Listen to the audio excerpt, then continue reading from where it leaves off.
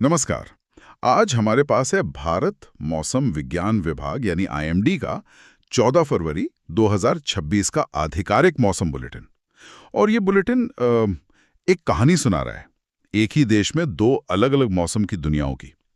एक तरफ उत्तर भारत के पहाड़ बर्फ की चादर ओढ़ने की तैयारी कर रहे हैं, तो दूसरी तरफ हजारों किलोमीटर दूर बंगाल की खाड़ी में एक समुद्री हलचल जन्म ले रहा है।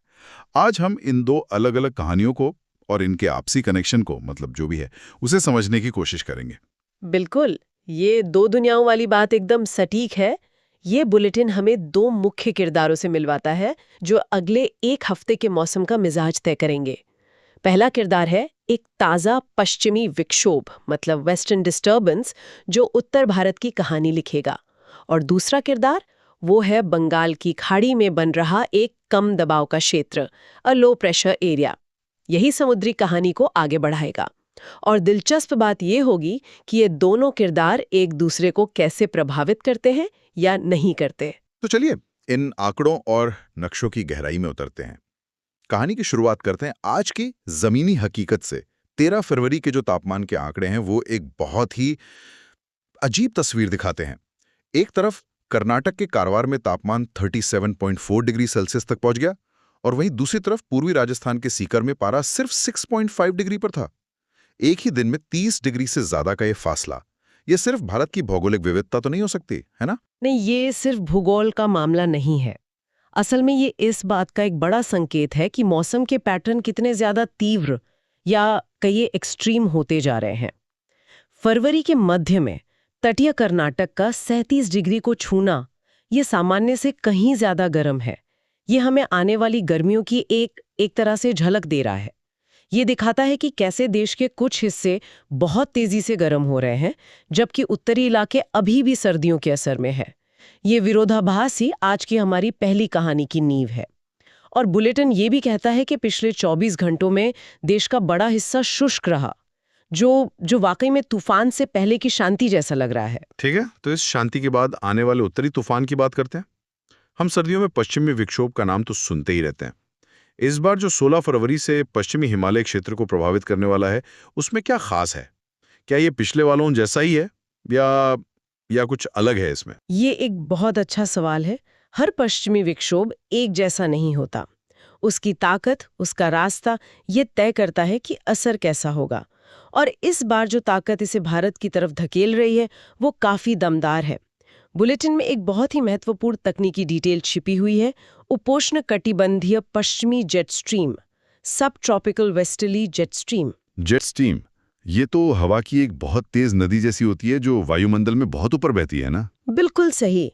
इसे एक हवाई नदी या एक कन्वेयर बेल्ट समझिए। अभी ये नदी लगभग 290 किलोमीटर प्रति घंटे की रफ्तार से सीधे उत्तर भारत के ऊपर से गुजर रही है।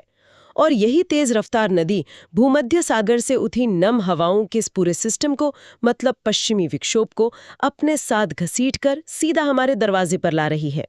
इसकी पोजीशनिंग और इसकी ताकत ही इस बार के विक्षोभ को महत्वपूर्ण बना रही है। अच्छा, तो ये जेट स्ट्रीम असल में इस पूरे खेल को कंट्रोल कर रही है। तो इसका असर जमीन पर कैसा दिखेगा? बुलेटिन में तो बर्फबारी और बारिश का पूरा कैलेंडर दिया हुआ है। जी, 16 और 17 फरवरी को जम्मू कश्मीर, लद्दाख से लेकर गिलगित बाल्टिस्तान तक हल्की बर्फबारी और बारिश होगी। फिर इसका असर थोड़ा और दक्षिण की तरफ बढ़ेगा और 16 से 18 फरवरी के बीच हिमाचल प्रदेश और 17-18 फरवरी को उत्तराखंड में भी यही नज़ारा देखने को मिलेगा। लेकिन जो बात मुझे सबसे ज्यादा हैरान कर रही है वो ये है कि इसका असर सिर्फ पहाड़ों तक ही सीमित नहीं है। 17 फरवरी को यह सिस्टम मैदानों में उतर रहा है। पंजाब, हरियाणा, चंडीगढ़, पश्चिमी उत्तर प्रदेश और उत्तरी राजस्थान, इन जगहों पर बिजली और गरज के साथ बारिश की संभावना है। ये तो बड़ी अजीब बात है। मतलब एक ही समय पर पहाड़ों पर शांति से बर्फ गिर रही होगी और कुछ 100 किलोमीटर दूर मैदानों में बिजली कड़क रही होगी। यही इस सिस्टम की खासियत है। देखिए, जैसे जैसे ये नम हवाएं हिमालय से टकराकर ऊपर उठती हैं, वे ठंडी होकर बर्फ गिराती हैं। लेकिन जब यही सिस्टम मैदानी इलाकों के ऊपर से गुजरता है, जहां जमीन थोड़ी गर्म होती है, तो एक अस्थिरता पैदा होती है जिससे गरज और बिजली वाले बादल बनते हैं। ये एक ही सिस्टम के दो अलग अलग चेहरे हैं। और इसी नमी के कारण शायद कोहरे की चेतावनी भी जुड़ी हुई है। बुलेटिन में हिमाचल प्रदेश के लिए 15 फरवरी की सुबह घने कोहरे की चेतावनी है। हाँ, ये सब आपस में जुड़ा हुआ है। ये जो नमी आ रही है वो रात में तापमान गिरने पर घने कोहरे में बदल जाएगी। और ये सिर्फ मतलब गाड़ी चलाने वालों के लिए एक छोटी-मोटी असुविधा नहीं है। आईएमडी की ये रिपोर्ट साफ बताती है कि इसका असर हमारे इंफ्रास्ट्रक्चर पर भी पड़ सकता है। घने कोहरे से हवाई और रेल यातायात पर असर पड़ सकता है, लेकिन इससे भी बढ़कर ये पावर ग्रिड को भी प्रभावित कर सकता है। पावर ग्रिड को? कोहरे से बिजली कैसे जा सकती है? बहुत ज्यादा नमी और कोहरे की वजह से वो जो हाई टेंशन बिजली की लाइनें होती हैं, उन पर पानी की बूंदें जम जाती हैं। इससे इंसुलेटर ठीक से काम नहीं कर पाते और शॉर्ट सर्किट या ट्रिपिंग हो सकती है। ये दिखाता है कि मौसम का पूर्वानुमान सिर्फ किसानों या यात्रियों के लिए नहीं, बल्कि ऊर्जा क्षेत्र के योजनाकारों के लिए भी कितना जरूरी है। वाह! तो ये थी उत्तर भारत की कहानी, जिसे आसमान में बह रही एक अदृश्य नदी कंट्रोल कर रही है।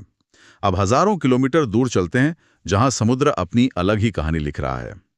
पश्चिमी तट से शुरुआत करते हैं, जहां कोंकण, गोवा और तटीय कर्नाटक के लिए 14 और 15 फरवरी को गर्म और आर्द्र हॉट एंड ह्यूमिड मौसम की चेतावनी है।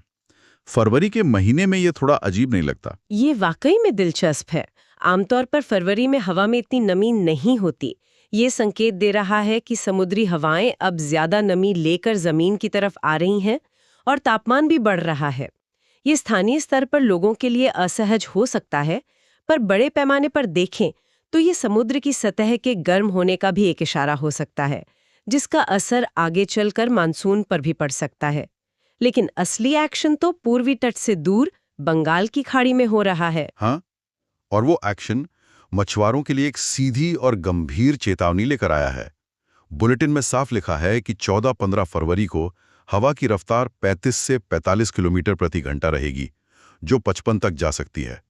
और फिर 16-17 फरवरी को ये और बढ़कर 40 से 50 किलोमीटर प्रति घंटा हो जाएगी, जिसके झोंके 60 किलोमीटर प्रति घंटे तक पहुंच सकते हैं। ये तो काफी तेज हवा है। ये बहुत तेज हवा है, खासकर छोटी नावों के लिए। इसीलिए दक्षिण पूर्व और दक्षिण पश्चिम बंगाल की खाड़ी, श्रीलंका के तट, मन्नार की खाड़ी और कोमोरिन क्षेत्र में मछुआरों को समुद्र में ना जाने की सलाह दी गई है। ये एक स्टैंडर्ड वार्निंग है, जो किसी बड़े सिस्टम के बनने का पहला संकेत होती है। तो इस समुद्री हलचल के पीछे कौन सी मौसम प्रणाली काम कर रही है? क्या इसका उत्तर भारत वाले सिस्टम से कोई लेना देना है? नहीं, इसका उत्तरी सिस्टम से कोई सीधा लेना देना नहीं है। ये बिल्कुल अलग कहानी है। इसका मुख्य कारण है ऊपरी वायु चक्रीय परिसंचरण, अपर एयर साइक्लोनिक सर्कुलेशन। आसान भाषा में कहें तो समुद्र के ऊपर आसमान में लगभग 5.8 किलोमीटर की ऊंचाई पर हवा का एक बहुत बड़ा भंवर बन गया है। तो ये ऊपरी हवा का भंवर खुद में कितना खतरनाक है, या इसका असली खतरा यह है कि ये किसी और बड़े सिस्टम को जन्म दे सकता है? एकदम सही सवाल पूछा। ये भंवर खुद में एक बीज की तरह है। इसकी वजह से सतह पर हवा का दबाव कम होने लगता है, और बुलेटिन यही कह रहा है कि इसके असर से 15 फरवरी के आसपास इसी इलाके में एक कम दबाव का क्षेत्र, मतलब लो प्रेशर एरिया बनने की पूरी संभावना है। ये लो प्रेशर एरिया ही वो इंजन है जो इन तेज हवाओं को चला रहा है, और जो 16-17 फरवरी को अंडमान और निकोबार द्वीप समूह में गरज के साथ बारिश भी करवाएगा। तो हमारे पास अब पूरी तस्वीर साफ है। उत्तर में एक जमीनी सिस्टम है जिसे जेट स्ट्रीम चला रही है, और दक्षिण पूर्व में एक समुद्री सिस्टम है जो अपनी ऊर्जा समुद्र की गर्मी और नमी से ले रहा है। देश के बाकी हिस्सों पर, खासकर मध्य भारत पर, इन दोनों का क्या असर पड़ेगा? मध्य भारत एक तरह से इन दोनों दुनियाओं के बीच का क्षेत्र बन गया है। यहाँ मौसम काफी हद तक शांत और शुष्क रहेगा, लेकिन तापमान में दिलचस्प उतार चढ़ाव देखने को मिलेगा। अगले 24 घंटों के बाद उत्तर पश्चिम और मध्य भारत में न्यूनतम तापमान 2-3 डिग्री सेल्सियस बढ़ेगा, मतलब रातें थोड़ी कम ठंडी होंगी। और महाराष्ट्र और कर्नाटक के अधिकतम तापमान की कहानी तो और भी नाटकीय है। अगले 3 दिनों में तापमान 2-3 डिग्री बढ़ेगा और फिर उसके अगले 3 दिनों में उतना ही गिर जाएगा। ये रोलर कोस्टर जैसा क्यों है? ये हवा के पैटर्न में बदलाव का सीधा नतीजा है। पहले कुछ दिन दक्षिण या पश्चिम से गर्म हवाएं आएंगी, जिससे तापमान बढ़ेगा, लेकिन जैसे ही उत्तरी भारत का पश्चिमी विक्षोभ आगे बढ़ेगा और मैदानी इलाकों पर असर डालेगा, हवा का रुख बदलकर उत्तरी हो जाएगा। वो ठंडी हवाएं मध्य भारत तक पहुंचेंगी और तापमान को फिर से गिरा देंगी। तो ये उतार चढ़ाव असल में उत्तरी और दक्षिणी सिस्टम के बीच की खींचतान का नतीजा है। तो चलिए इस पूरी चर्चा को समेटते हैं।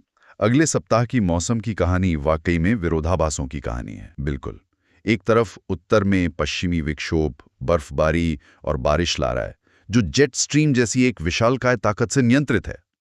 दूसरी तरफ बंगाल की खाड़ी में समुद्री गर्मी से एक सिस्टम जन्म ले रहा है, जो तेज हवाएं और तूफान ला रहा है। पश्चिमी तट पर फरवरी में ही उमस वाली गर्मी महसूस हो रही है, जबकि मध्य भारत इन दोनों के बीच संतुलन बनाने की कोशिश कर रहा है। हर दिशा की अपनी एक अलग कहानी, अपना एक अलग किरदार है। और ये सारे किरदार एक दूसरे से किसी न किसी तरह से जुड़े हुए हैं। तो इस गहरी बातचीत को खत्म करने से पहले एक आखिरी सवाल। हमने जेट स्ट्रीम की भूमिका समझी, समुद्री सिस्टम का बनना भी देखा। इस पूरे विश्लेषण से एक ऐसा विचार या सवाल क्या है जो हमारे श्रोताओं को सोचने पर मजबूर कर सकता है? एक बहुत ही दिलचस्प सवाल जो इन सब के मूल में है, वो है भविष्यवाणी की सीमाएं। देखिए, इस बुलेटिन में आईएमडी ने बड़ी सटीकता से बताया है कि जेट स्ट्रीम कहाँ है और उसकी रफ्तार क्या है, या फिर कम दबाव का क्षेत्र कहाँ बनेगा। हम इन सिस्टम्स को ट्रैक करने में बहुत अच्छे हो गए हैं। लेकिन असली सवाल यह है कि जलवायु परिवर्तन के कारण क्या इन विशाल ताकतों का व्यवहार ज्यादा अप्रत्याशित या इराटिक हो जाएगा? मतलब ये कि हम जानते हैं कि ये हवाई नदी कहाँ बह रही है, पर क्या होगा अगर भविष्य में ये नदी बिना किसी चेतावनी के अपना रास्ता ज्यादा बार और ज्यादा तेजी से बदलने लगे? अगर बंगाल की खाड़ी में बनने वाले सिस्टम्स अचानक बहुत तेजी से और ज्यादा शक्तिशाली होने लगे, तो हमारे मौसम का अनुमान लगाने वाले मॉडल्स के लिए इसके क्या मायने होंगे? हम क्या होगा ये तो बता पाएंगे, लेकिन क्यों और कितनी जल्दी होगा इसकी भविष्यवाणी करना शायद और भी मुश्किल हो जाएगा। मौसम विज्ञान की अगली बड़ी चुनौती यही है, सिर्फ सिस्टम को ट्रैक करना नहीं, बल्कि उनके बदलते व्यवहार को समझना।